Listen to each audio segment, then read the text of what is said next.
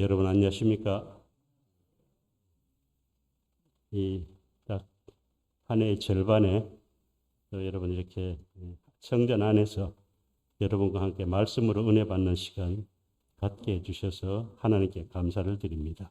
오늘은 창세기 3장 1절에서 10절에 있는 말씀, 아담아 내가 어디냐라는 말씀으로 같이 은혜 받는 시간 갖도록 하겠습니다.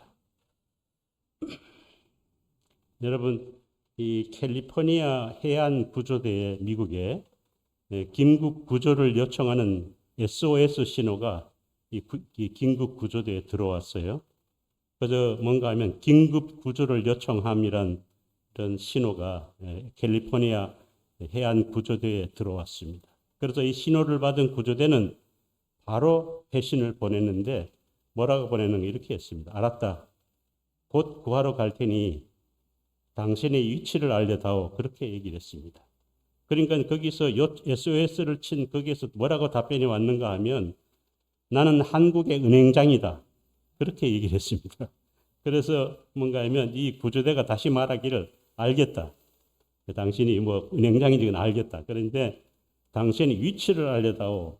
그렇게 얘기를 했습니다. 그러자 그쪽 편에서 뭐라고 하는가 하면 글쎄 나는 한국의 은행장이라니까 이렇게 하다가 구조대하고 실랑이를 벌이다가 결국 그 은행장은 구조를 못하고 빠져 죽고 말았다는 것입니다.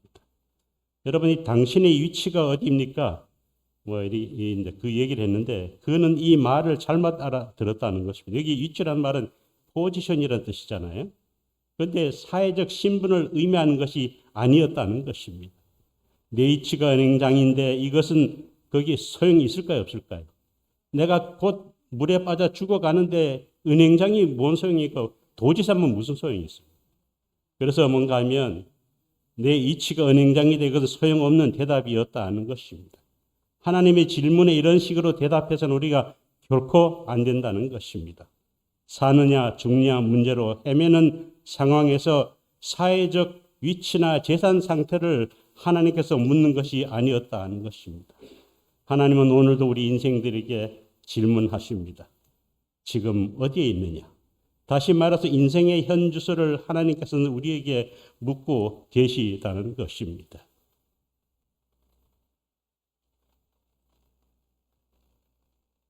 영혼의 어떤 상태가 있느냐? 하나님께서는 묻고 있습니다. 우리는 이 음성을 들어야 합니다. 그리고 하나님이 기대하시는 대답을 우리는 해야 한다는 것입니다. 내가 여기 있나이다. 벌써 한 해의 절반이 지나가고 있습니다. 우리는 나름대로 더 나은 삶을 위해서 우리는 달려왔습니다. 그러나 우리가 잊지 말아야 할 것은 자신의 위치를 우리는 확인하여야 한다는 것입니다. 항해하는 선박들이 항해 도중에 위치 확인을 소홀히 한 까닭에 암초에 부딪혀서 우리가 세월호처럼 파손하는 경우가 많다는 것입니다. 1983년에 대한항공기가 위치 확인을 잘못한 까닭에 소련 영경을 침범해서 이 소련의 공격을 받아서 폭파가 되어서 무려 그 비행기 안에 타고 있던 269명 전원이 생명을 잃는 참변을 우리나라에도 있었다는 것입니다. 그러므로 위치를 확인하는 것은 무엇보다 소중하다는 것입니다. 여러분 신앙생활도 마찬가지라는 것입니다. 세심한 마음으로 우리가 영혼의 위치를 점검하는 노력이 꼭 필요하다는 것입니다. 그래서 창세기 3장 9절에서 이렇게 말씀합니다. 다 같이 읽겠습니다. 시작. 여호와 하나님이 아담을 부르시며 그에게 이르시되 내가 어디 있느냐. 하나님께서 아담에게 하신 물음이었다는 것입니다. 지혜로운 사람은요. 지혜로운 사람은 살아가는 동안 늘 세 가지를 살피며 우리는 살아가야 한다는 것입니다. 첫 번째는요. 나는 누구인가 하는 질문이라는 것입니다. 이 세상에 그 무엇보다 나를 아는 것이 중요하다는 것입니다. 참된 지식은 나를 바로 아는 것에서부터 우리는 출발한다는 것입니다. 그래서 칼 바르트는 이렇게 말을 했습니다. 하나님을 아는 자만이 나를 알 수 있고 나를 아는 자만이 하나님을 알 수 있다라고 했다는 것입니다. 뭐라고요? 하나님을 아는 자만이 나를 알 수 있고 나를 아는 자만이 누구를 알 수 있다고요? 하나님을 알 수가 있다는 것입니다. 그래서 제가 이렇게 인생을 살아가면서 주변에 보니까 정말 하나님을 모르고 사는 자들이 얼마나 많은지, 그러면서 하나님 없이 살아가는 사람들이 얼마나 많은 것을 보고 저는 마음이 안타까운 것을 많이 느낍니다. 다시 말을 합니다. 칼바르트가 말하는 것처럼 하나님을 아는 자만이 나를 알 수 있고 나를 아는 자만이 하나님을 알 수 있다는 이 말씀을 꼭 우리 성도들은 기억하시기 바랍니다. 나를 알면 뭐를 알 수 있어요? 나를 알면, 내 자신을 알면 내가 겸손해지고, 또한 나를 알면 우리는 열등의식에 빠지지도 않는다는 것입니다. 두 번째는요, 내 나이가 몇 살인가 하는 질문이라는 것입니다. 자기 나이를 모르는 사람은 없습니다. 그렇지만 실제로 제 나이에 맞지 않게 사는 사람들이 많은 것을 이야기하고 있습니다. 내 나이를 안다는 것은 내 나이에 할 수 있는 일과 할 수 없는 일을 분별한다는 것입니다. 또 뭔가 하면 내 나이에 가질 수 있는 것과 가질 수 없는 것을 분별한다는 것입니다. 내 나이에 추구해야 할 것과 포기해야 할 것을 바로 아는 것입니다. 제가 언제 왔어요? 우리 교장 출신 장로님하고 그 가정하고 또 경산에서 온 우리 같은 경산에 살던 우리 그 장로님 가정하고 이 세 분이 우리 그 교장 그 박 교장 선생님도 경산에 근무하다가 이쪽으로 왔었어. 여기서 이제 만나게 돼서 우리 세 집에서 모여서 우리가 한 2달에 한 번씩 모여서 식사를 하게 됐어요. 그래서 지난 안식 후에 만나서 홍천에 가서 이제 산책하면서 이야기를 나눴는데 그 교장 장로님께서 저에게 이런 말을 해요. 무슨 말을 하는가 하면 사람의 인생이 살아가면서 나이가 들어가면서 하지 말아야 될 것이 두 가지가 있다. 저한테 그런 얘기를 해요. 그래서 뭐냐고 그랬더니 하나님 첫 번째는 뭔가 하면 나이가 들어서는 절대로 집을 짓지 말라는 것입니다. 뭐라 그랬다고요? 나이가 들어서는 절대로 자기 집을 짓지 말라는 것입니다. 왜냐하면 자기 집을 이 나이에 비해 자기 집을 짓다 보면 진이 빠져서 그래서 일찍 이렇게 생명을 잃을 수 있다. 그 부분이 체험적으로 얘기를 하다. 두 번째는 뭔가 하면 나이 들어서 공부를 너무 하지 마라. 그런 얘기를 했습니다. 저는 그 공감이 갔어요. 왜냐하면 제가 이 영남 화폐 있을 적에 부산에 있는 모 장로님의 사모님이 한갑이 넘었는데 어딜 들어가는 거예요? 부산대학교를 들어갔어요. 왜냐하면 그분의 그 사모님 집사님의 소원이 뭔가 하면 고졸 출신.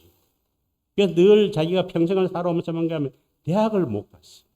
그래서 이분이 큰 마음을 먹고 이 집사님이 그 부산대학교인가 그 대학을 입학을 했어요. 그래서 나중에 얘기를 들었는데 이분이 졸업을 어떻게 하긴 했어요. 그런데 그 이듬해 그만 돌아가셨어요. 그래서 주변에 얘기를 들어봤더니 뭔가 하면 그 나이 그 한갑이 넘었는데 너무 그 젊은 사람 따라갈 아등바등 하다가 그만 이렇게 단명을 했다는 것입니다. 그래서 제가 그 교장 장로님의 이야기를 듣고 맞다. 뭔가 하면 나이에 가질 수 있는 것과 가질 수 없는 것을 우리는 분별해야 한다. 제가 그걸 큰 깨달음을 얻었다는 것입니다. 내 나이에 추구해야 할 것과 포기해야 할 것을 아는 것이 그것이 현명한 사람으로서 살아가는 방법이라는 것입니다. 여러분 또한 내 나이를 바로 알면 과욕과 허역에 눈물지도 않는다는 것입니다. 여러분 그 세 번째는요. 앞으로 우리가 어떻게 될 것인가라는 질문이라는 것입니다. 10년 후, 20년 후 나는 무엇을 할 것인지, 그리고 인생의 종착역은 어디인지, 그리고 죽음 이후에는 어떤 일이 있는지를 알고 살아야 한다는 것입니다. 이 내과 의사들이요, 우리 사회를 보는 우리 집사님도 계시지만, 내과 의사들이 쓴 글에 의하면, 내과 의사들이 제일 괴로운 시간은 뭔가 하면, 환자를 다 진찰하고 나서 그 환자의 상태를 그 환자에게 말할 때라는 것입니다. 다시 말해서 의학적으로 당신은 6개월밖에 살 수 없습니다. 어쩌면 당신은 며칠밖에 살 수 없습니다. 어떤지 모릅니다. 라고 얘기를 해야 되는데 이렇게 사형 선고 같은 진단을 내릴 때 이 의사들이 제일 괴롭다는 것입니다.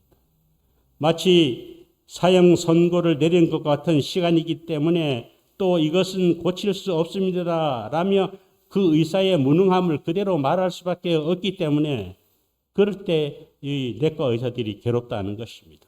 더 괴로운 것은요. 환자가 이 병을 가진 것은 대체로 3년 전부터 병을 가지고 있었다고 얘기를 하고 있어요. 그 책에 의하면 3년 전부터 이 병을 가지고 있었는데 알기는 오늘 알았고 진작 3년 전에 이 사실을 좀 더 알았더라면 병을 고치고 안 고치고를 떠나서 좀 더 다른 의미로 3년을 살 수가 있었을 것이고 3년을 뜻있게 의미 있게 보낼 수 있었는데 이 환자는 그 사실을 몰랐고 그럭저럭 그렇게 살다가 어떻게 돼요? 이제 죽음을 몇 개월 앞두고 며칠 앞두고 있었다는 것입니다. 그 마지막 3년을 잘못 산 것에 대해서 그것이 이 의사는 너무 괴롭다라고 그 책은 이렇게 이야기를 하고 있다는 것입니다. 창세기 3장 9절에 보면 여호와 하나님이 아담을 부르시며 그에게 이르시되 뭐라고 했다고요? 내가 어디 있느냐? 하나님께서 물으셨다는 것입니다. 이 말씀은 하나님께서 인류의 시조인 아담에게 하신 말씀이었다는 것입니다. 에덴 동산에서 행복한 삶을 살아가던 아담과 하와는 뱀의 유혹을 받아서 하나님께서 금지하신 선악과를 먹고는 하나님의 낯을 피하여 숨어 있었다는 것입니다. 우리 창세기 3장 8절 다 같이 읽을까요? 시작. 그들이 날이 서늘할 때 동산에 거니시는 여호와 하나님의 음성을 듣고 아담과 그 아내가 여호와 하나님의 낯을 피하여 동산 나무에 숨은지라. 여러분, 그토록 좋으신 하나님을 아담과 하와는 하나님의 낯을 피하여 동산나무 사이에 숨어 있었다는 것입니다. 나무 숲 속에 숨는다고 해서 하나님의 낯을 피할 수 있었을까요? 살피시는 하나님의 눈길은 그 누구도 그 무엇으로도 어디에서 피할 수가 없는 것이 우리 인간의 한계라는 것입니다. 우리 시편 139편 다 같이 읽겠습니다. 시작. 주께서 나의 앉고 일어섬을 아시며 멀리서도 나의 생각을 통촉하시오며 나의 길과 눕는 곳을 감찰하시며 나의 모든 행위를 익히 아시오니 여호와여 내 혀의 말을 알지 못하는 것이 하나도 없으시니이다. 내가 하늘에 올라갈지라도 거기 계시며 음부에 내 자리를 펼지라도 거기 계시나이다. 내가 바다 끝에 가서 거할지라도 곧 거기서도 주의 손이 나를 인도하시며 주의 오른손이 나를 붙드시리다. 시편 139편은 이렇게 말씀했다는 것입니다. 이 말씀은 아담과 하와의 육신이 숨어있는 위치를 물으시는 것이 아니라 아담과 하와의 신앙의 위치, 다시 말해서 나무 숲 속에 숨을 수밖에 없는 이유를 주님께서 묻고 계셨다는 것입니다. 하나님이 기대했던 대답은 무엇이었는가요? 내가 죄를 지었습니다. 먹지 말라는 것을 먹었습니다. 하나님의 말씀을 내가 거역했습니다. 내가 죄를 지었습니다. 라고 고백해 주기를 바라면서 하나님께서 묻고 계셨다는 것입니다. 그러나 끝내 아담은 내가 먹었습니다. 라고 다윗처럼 정직하게 고백하지 못했다는 것입니다. 원인을 부정했고 하나님의 말씀을 거역했다는 것입니다. 그 때문에 그는 두려워했다는 것입니다. 두려워하면서도 그 두려움의 이유를 모르고 있었다는 것입니다.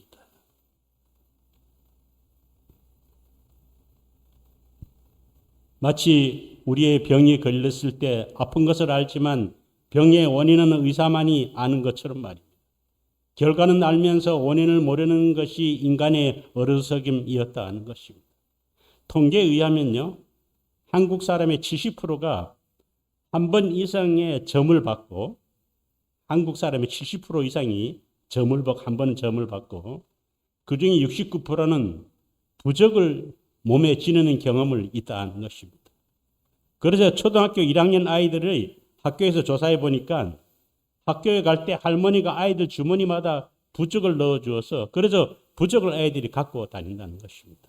여러분, 왜 이렇게 할까요? 불안해서 그렇고 두려워서 그렇다는 것입니다. 운명이 두렵고 환경이 두렵고 세상이 두렵고 죽음이 두렵고 두렵다는 것은 아는데 그것이 무엇 때문이라는 것을 모른다는 것입니다. 이것은 바로 무엇 때문일까요? 바로 죄 때문이라는 것입니다. 하나님과의 관계가 바로 되면 환경도 좋고 미래도 좋고 운명도 밝게 바라볼 수가 있다는 것입니다. 내가 어디 있느냐라고 하신 질문은 오늘을 살아가는 우리 모두를 향하신 하나님의 질문이라는 것입니다. 여러분, 이 아담이라는 말은 사람이라는 뜻입니다. 그렇기 때문에 우리가 이 말씀은 사람들아, 성도들아, 너희들이 지금 어디 있느냐라고 물으시는 질문이라는 것입니다. 이 질문에 우리가 제가 여기 있나이다라고 대답할 수 있는 자리에 있는지 우리는 점검해 봐야 된다는 것입니다. 그렇다면 뱀이 미혹한 선악과는 아담과 하와의 눈에 어떻게 보였기에 그들로 하여금 위치에서 벗어나게 하였는가 하는 것입니다. 바로 네 번째는 먹음직하게 보였다는 것입니다. 창세기 3장 6절에 보면 그 여자가 그 나무를 본즉 먹음직도 하고라고 했습니다. 이 선악과는 하나님께서 먹지 말라고 하셨다는 것입니다. 우리 창세기 2장 16절 다 같이 읽을까요? 시작. 여호와 하나님이 그 사람에게 명하여 가라사대 동산 각종 나무의 실과는 내가 임의로 먹되 선악을 알고 하는 나무의 실과는 먹지 말라. 내가 먹는 애는 정령 죽으리라 하시니라 하셨다는 것입니다. 사탄은 유혹하기를 이것을 먹으면 하나님처럼 된다고 그렇게 하였다는 것입니다. 사탄의 말을 듣고 선악과를 따먹어 보니 뱀의 거짓말에 속았음을 깨달아서 이 아담과 하와는 나무 사이에 숨었다는 것입니다. 여러분, 사단의 접근 매체가 있는데요. 그것은 내가 가장 존경하는 그 사람을 통해서 사단이 접근할 수가 있습니다. 내가 가장 사랑하는 그 사람을 통해서 사단이 접근할 수가 있습니다. 내가 가장 선망하는 그 사람을 통해서 내 곁에 다가와서 감미로운 목소리로 부드러운 손길로 영혼의 밀실을 자리 잡는 경우가 있다는 것입니다. 만약에 우리 여기 이 뭡니까? 화의 주석인데요. 만약 아담과 하와가 금단의 나무에 결코 손을 대지 않았더라면 주께서는 그들에게 죄의 조저가 없는 지식, 영원한 기쁨을 가져다 줄 지식을 나누어 주셨을 것이다. 그 다음에요. 불순종으로 그들이 얻은 것이란 죄와 그 결과에 관한 지식뿐이었다라고 그렇게 화의 주석은 이야기하고 있다는 것입니다. 선악과는 먹는 것, 즉 물질이라는 것입니다. 사단은 지금도 물질로 하나님의 사람을 미혹하고 있다는 것입니다. 우리들이 살아오면서 혹 하나님께서 금지하신 물질을 취한 적이 없는지 우리는 살펴보아야 한다는 것입니다. 하나님은 창세기 20장 17절에 경고하기를 뭐라고 했어요? 다 같이 시작. 속이고 취한 식물은 맛이 좋은 듯하나 후에는 그 입에 모래가 가득하게 되리라 하셨다. 여러분, 그렇다면 범죄 후에는 에덴 동산에 무엇이 달라졌을까요? 범죄 후에는요, 에덴 동산에서 죄에 대한 공포심이 나타났고요. 두 번째는 온도의 변화와 환경의 변화를 느꼈다는 것입니다. 여러분, 부조와 천자에 보면 뭔가 하면 아담과 하와가 죄를 짓자마자 뭔가 온도가 변하기 시작해요. 그래서 이 아담과 하와가 옷이지만 벌거벗은 것도 했지만 춥기도 하고 온도가 탁 변했고, 그 다음 뭐가 있었어요? 가시와 엉겅퀴가 나기 시작했다는 것입니다. 그렇기 때문에 이 죄를 범죄 후에 에덴 동산에서 온도의 변화와 환경의 변화가 있었다는 것입니다. 그 다음에 사랑과 평화가 사라졌다는 것입니다. 이제는 어떻게 돼요? 죄를 짓고 나는 건 어떻게? 동물들도 어떻게? 사나워지게 되고, 어떻게? 사람에게 반항하게 돼요. 그렇게 된다는 것입니다. 그리고 사람을 피하게 돼요. 그 다음에 영혼의 벌거벗음을 느꼈다는 것입니다. 육신의 벌거벗음을 느꼈기도 하지만 뭐를 느꼈는가 하면 영혼의 벌거벗음을 느꼈다는 것입니다. 그래서 여러분, 그래도 지금 그 영혼의 벌거벗음은 우리가 6,000년의 세월이 지났지만 지금도 여전히 우리의 영혼의 벌거벗음을 나타내고 있다는 것입니다. 내가 사장이네, 내가 학자니, 내가 국회의원이나 하지만 그 사람 심령에 뭐가 없으면요, 영혼의 벌거벗음을 우리는 느낄 수가 있다는 것입니다. 그리고 그 다음에 뭐가 없어졌는가 하면 빛의 두루마리가, 아담과 하와가 들러있었던 하나님께서 손수 입혔던 빛의 두루마리가 사라졌다는 것입니다. 그리고 그래서 이 아담과 하와는 스스로의 힘으로 가리개를 만들었다는 것입니다. 그리고 이 아담과 하와가 죄의 참 성격을 뒤늦게나마 깨닫기 시작하였다는 것입니다. 여러분, 우리는 사회 지도층들이 뇌물 문제로 감옥으로 가는 경우를 우리는 종종 봅니다. 그것이 보기에 먹음직해 보였고 먹으면 더 좋을 것 같아서 먹었는데 그것이 훗날에 입안에 모래가 되어서 영광된 자리에서 쫓겨나는 것을 우리는 보고 있다는 것입니다. 그래서 권세 있던 자리가 감옥으로 변하는 것을 우리는 볼 수가 있다는 것입니다. 여러분, 물질에 대해서 하나님께서는 디모데 6장 7절 10절에서 이렇게 분명하게 말씀하셨습니다. 시작, 다 같이 읽겠습니다. 우리가 시작. 우리가 세상에 아무것도 가지고 온 것이 없음에 또한 아무것도 가지고 가지 못하리니 돈을 사랑함이 일만하게 뿌리가 되나니 이것을 사모하는 자들이 유혹을 받아 믿음에서 떠나 많은 근심으로써 자기를 찔렀도다. 여러분, 우리가 세상에 아무것도 가지고 온 것이 없다고 나옵니다. 그러니까 뭐예요? 그러니까 아무것도 가지고 가지 못한다는 것입니다. 그래서 저는 이걸 보면서 얼마나 하나님은 공평하신 하나님인지. 아무리 돈이 뭐 수백억, 수조가 갖고 있다 하더라도 떠날 때는 어떻게 돼요? 그저 뭐 여기 입안에 뭐한 사람은 동전 넣어준다 그러대요. 죽을 때 노잣돈 하라고. 내가 수백억 가지고 있다고 하더라도 갈 때는 내 이 가운데 이게 동전 하나 이렇게 노잣돈 그밖에 남는 게 없다는 것이. 그것이 우리의 현실인데도 우리는 어떻게 돼요? 내부터도 아등바등 그렇게 하려고 우리가 하는 것이 인간의 본 모습이라는 것입니다. 그리고 여기 나온 것처럼 우리는 아무것도 가져가지 못한다고 했고 돈을 사랑하니 일만하게 뿌리가 된다는 것입니다. 그래서 물질은 사랑을 나타내는 도구이지 사랑의 대상이 아니라는 것입니다. 여러분, 만물은 다 하나님의 것입니다. 제가 천문학이다 이랬죠. 저번에 보니까 저 어느 우주에 지구 반만한 그 별이 있다 그래요. 근데 그 별에는 무슨 별인가 하면 그 지구 딱 반만한 별이라 그래요.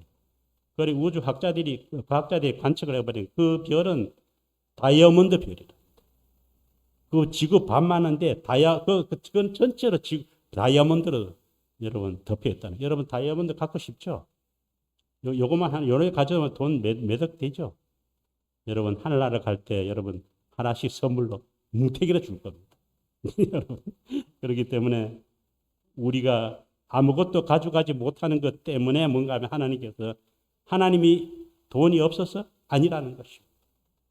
여러분, 그래서 하나님은 사람들에게 무력에 미혹되지 않도록 하시기 위해서 정해놓으신 경계선이 있는데 그것이 바로 뭔가 경계선이요. 그것이 뭔가 바로 11조라는 것입니다. 소득의 10분의 1은 하나님의 것으로 정하셨다는 것입니다. 우리 말라기 3장 10절 다 같이 읽겠습니다. 시작. 만군의 여호와가 이르노라 너희의 온전한 11조를 창고에 들여 나의 집에 양식이 있게 하고 그것으로 나를 시험하여 내가 하늘 문을 열고 너희에게 복을 쌓을 곳이 없도록 붙지 아니하나 보라. 또요. 또 시작. 만군의 여호와가 이르노라 내가 너희를 위하여 황충을 금하여 너희 토지 소산을 멸하지 않게 하며 너희 밭에 포도주의 과실로 기한 전에 떨어지지 않게 하리니 너희 땅이 아름다워짐으로 열방이 너를 복되다 하리라. 만군의 여호와의 말이니라. 여러분 여기에 보니까 말라기 3장 10절에 보니까 만군의 여호와가 이르노라 너의 온전한 11조를 창고에 두려라고 했습니다. 여기 온전이라는 말은 완전한, 우리가 하나님 것은 하나님의 것들이 왜 11조를 완전한 11조를 드리라고 하나님께서 말씀하십니다. 그래서 하나님의 집에 양식이 있게 하고 얘기했잖아요. 그것으로 나를 시험하여라고 얘기했어요. 그래서 성경에서 하나님을 시험하란 말이 여기 우리 성경 전체 가운데 여기 말라기에서 하나만 나옵니다. 너가 11조를 내면, 진실되게 내면, 완전하게 내면 하나님 내가 너를 축복하나 안 하나 봐라. 하나님께 우리와의 하나님 관계를 하나님께서 언약을 맺으셨다는 것이죠. 성실한 11조, 온전한 11조가 나를 어떻게 하나님께 나와를 그렇게 하면 온전하게 완전한 11조를 하나님 전에 드리면, 하나님의 창고에 드리면 그것으로 나를 시험하여 내가 하늘 문을 열고, 뭘 열고요? 하늘 문을 열고, 아까 말한 다이아몬드 별의 문을 열고, 내가 너희에게 복을 쌓을 것이 없도록 붙지 아니하라 보라. 그리하 또 만군의 여호와가 일어나라. 내가 너희를 위하여 황충을 금하여 너희 토지의 소산을 멸하지 않게 하며 너희 밭에 포도주의 과실이 기한 전에 떨어지지 않게 하리니 너희 땅이 아름다워짐으로 열방이 너를 복되다 하리라. 만군의 여호와의 말이라. 그렇게 하나님께서 말씀하셨다는 것입니다. 몽골은요, 목축의 나라입니다. 그래서 몽골에서 겨울 땔감으로 가장 좋은 것이, 몽골에서는 유목 생활을 많이 하기 때문에 겨울에 가장 땔감이 뭔가 하면 좋은 땔감이 소똥이라고 해요. 소똥. 여름에 소똥을 말렸다가 겨울에 아궁이나 난로에 한 개씩 넣으면 밤새 타면서 분하는 온기를 그 안에 준다, 방에 온기를 준다는 것입니다. 석탄은 넣으면 금방 타버리는데 소똥은 그래서 겨울철에 필수품이고 아주 몽골에서 비싼 땔감으로 지금도 그렇게 한다는 것입니다. 그런데 어느 날 한 초신자가 선교사에게 물었다는 거, 이게 실제로 있었던 일입니다. 이게 어디 나오는가 하면 여러분,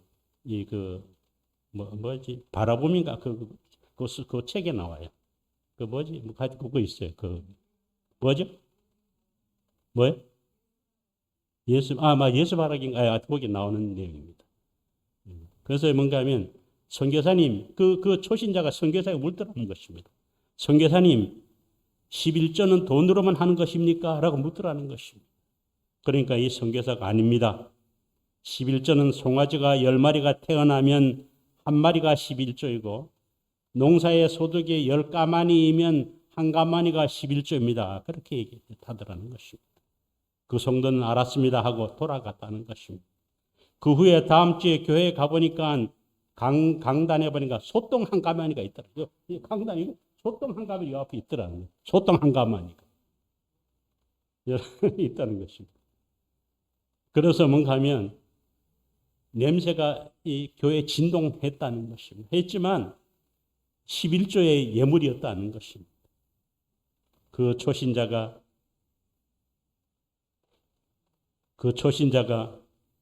소똥 11조를 드렸다는 것입니다. 그런데 그 뒤로 그 집에서 이상한 일이 일어나는데 뭔가 하면 동네 소들이 먹는 거는 저 들판에 나가 가서 풀밭에서 들판에서 풀을 뜯어 먹고는 똥은 그 집 앞마당에 싸더라고요.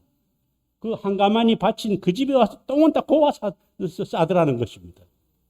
여러분, 하나님은 소똥 11조를 통해서 그 가정에 복을 주셨다. 이 실제 있었던 일입니다. 여러분, 11조는 부담이 아니라 뭐예요? 축복의 통로라는 것입니다.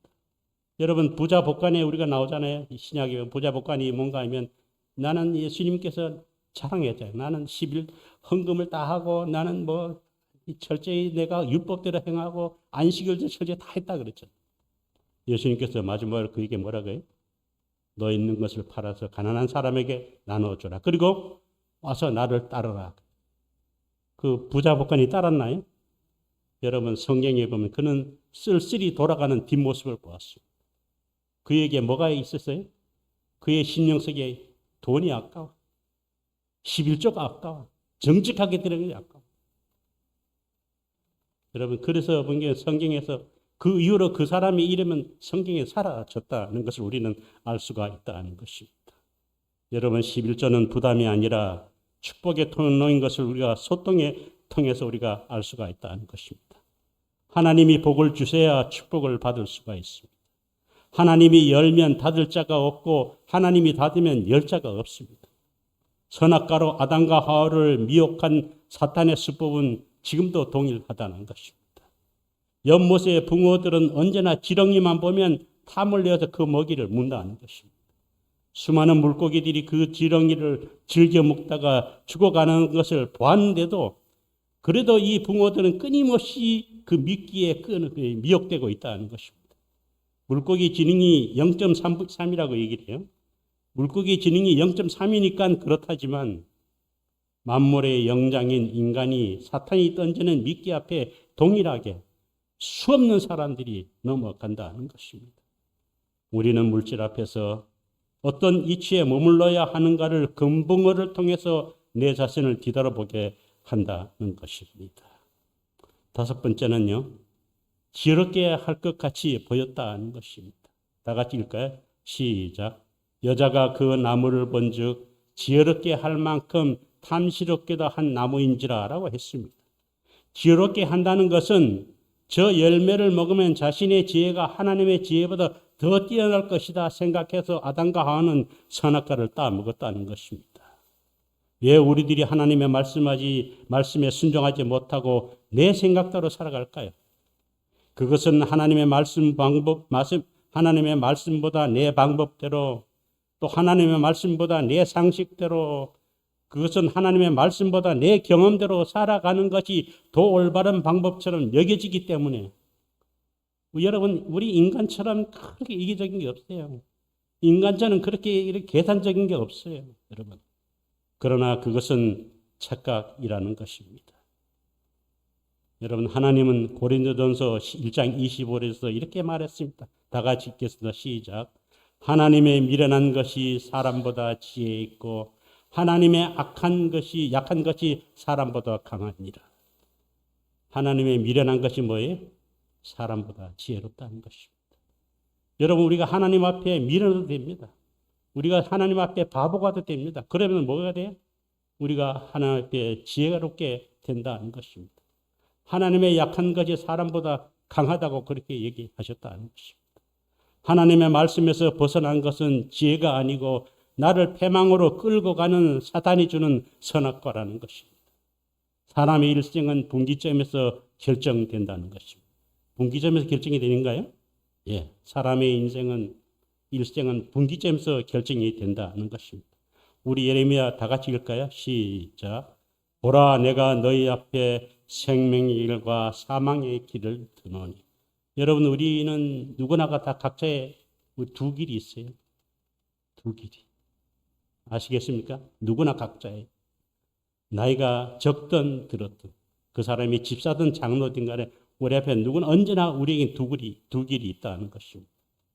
그렇기 때문에 여러분, 먹음직한 물질에 대해 나의 위치를 우리는 점검해 봐야 한다는 것입니다. 보암직한 명예에 대해 나의 위치를 다시 한번 점검해 보아야 한다는 것입니다. 하나님의 말씀보다 더 지혜로운 것 같은 자신의 생각이나 경험에 대해 나의 위치를 살펴보아야 한다는 것입니다. 그래서 우리가 자녀의 위치를 잘 지킴으로 하나님께 영광을 돌려드릴 뿐만 아니라 하나님의 넘치는 사랑과 복을 받아서 누리게 되기를 바라면서 말씀을 마치겠습니다.